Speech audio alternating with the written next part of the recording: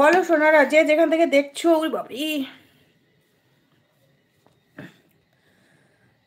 সোনারা যে যেখান থেকে দেখছো একটু লাইক কমেন্ট শেয়ার করে দাও। বাপরে বাপ, আজকে কি বলবো, প্রচুর হয়েছে।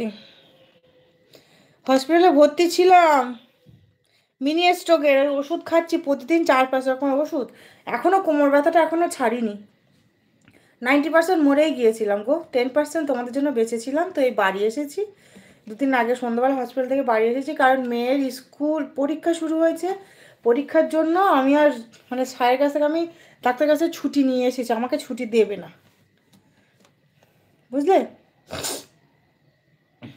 ছুটি দেবে না, আমি জোর করে ছুটি নিয়ে এসেছি, কারণ মেয়ের পরীক্ষা তাই। বেশি রাত পর্যন্ত ডাক্তার এমনি থাকতে বারণ করেছে, জেগে থাকতে। আর মানে কি বলবো, প্রেশার, প্রচুর প্রেশার। একটুখানি কিছু করলে হাঁপিয়ে যাচ্ছে, তার উপর কোমর ব্যথা, কোমর যন্ত্রণায় মরে যাচ্ছি। কী হয়েছিল জানি না, একদম সেন্সলেস হয়ে গেছে।